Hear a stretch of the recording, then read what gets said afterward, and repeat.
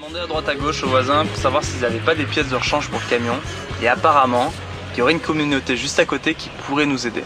C'est une communauté Longomaille. Ça a été un peu débiné pendant un moment parce que certaines personnes, c'est une secte en fait. Ouais.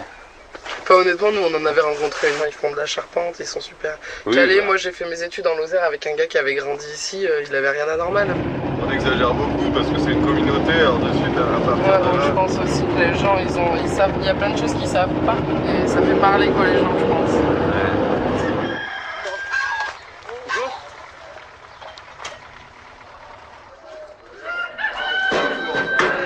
C'est immense. Putain, regarde ça.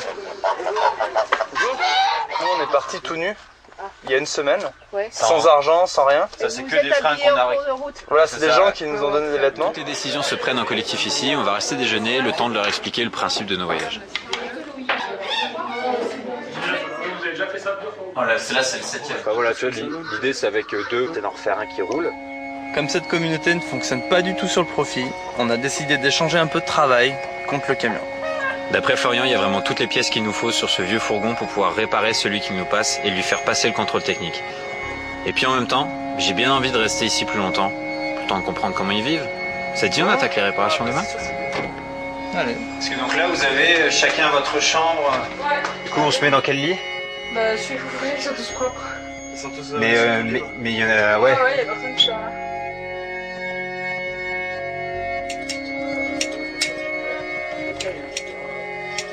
Ça te donne de l'inspiration pour la faire? Je les connaissais pas, tu vois, pourtant on n'est pas loin.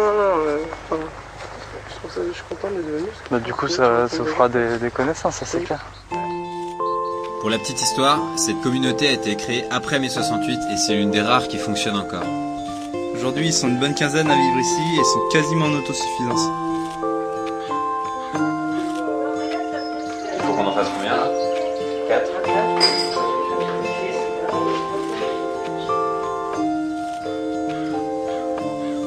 On veut que notre projet soit vraiment transmissible, c'est-à-dire que on vit de ce qu'on fait.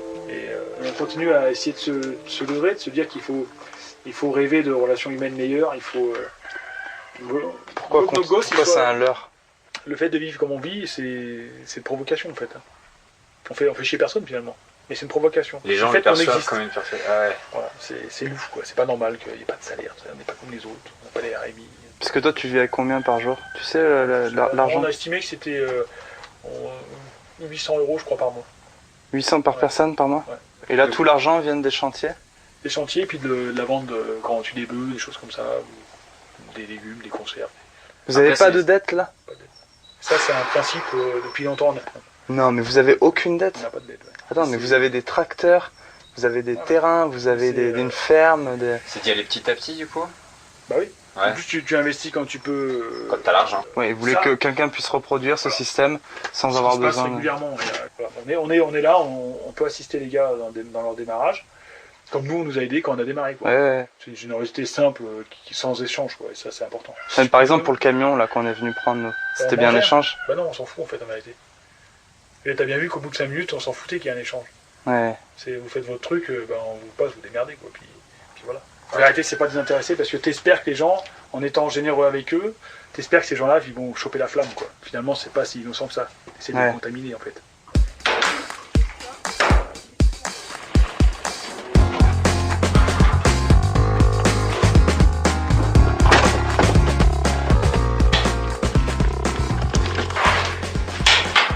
Et l'idée c'est de faire quoi après là-dedans? En fait, c'est la cave dans laquelle on a fini nos fromages. Et en fait, une fois que c'est suffisamment décaissé, on va mettre des tomates en terre cuite partout, sur tout le sol. Ouais. Et avec un peu de remontée sur les murs.